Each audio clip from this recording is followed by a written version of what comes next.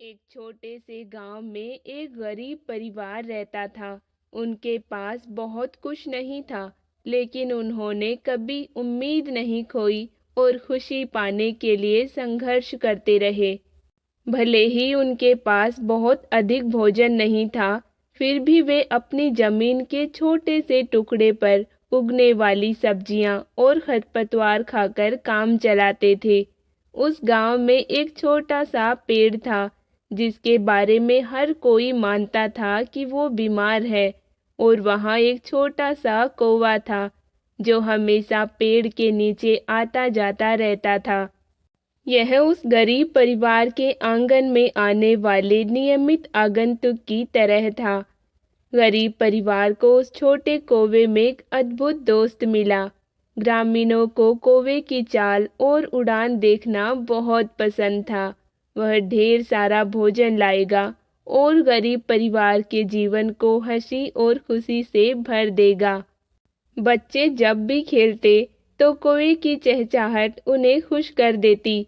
उनकी आवाज़ आनंददायक संगीत की तरह लग रही थी, जो आनंद और खुशी फैला रही थी। कौवे ने सभी को सिखाया कि कठिन समय में भी खुश कैसे रहा जाए। एक दिन गरीब परिवार का एक सदस्य बहुत दुखी होकर घर छोड़ गया। वह कौवे के पास गया और उससे पूछा, तुम्हारे पास कुछ भी नहीं है, फिर भी तुम कैसे खुश रह सकते हो? आप सही कह रहे हैं, कौवे ने मुस्कुराते हुए कहा। मेरे पास कुछ भी नहीं है, लेकिन जब मैं भोजन की तलाश में यात्रा करता हूँ, तो मैं ऊंचे बादलों को देखता हूँ और अपने आप को महान आत्मा के बारे में सोचता हूँ। यह सोचकर मेरा दिल खुश होता है और गर्व की भावना। मुझे ज्ञान है कि मैं सर्वोच्च हूँ और मेरी खुशी मेरे भीतर है। वो बेचारा हैरान हो गया और उन्होंने कौवे से कहा, आपने मुझे एक महत्वपूर्ण सबक सिखाया है। हमें अपने साथियों से सीखना चाहिए और छोटी छोटी खुशियों का आनंद लेना चाहिए। धन्यवाद। उस दिन से उस गरीब आदमी ने अपने जीवन का पुनर्निर्माण करना शुरू कर दिया।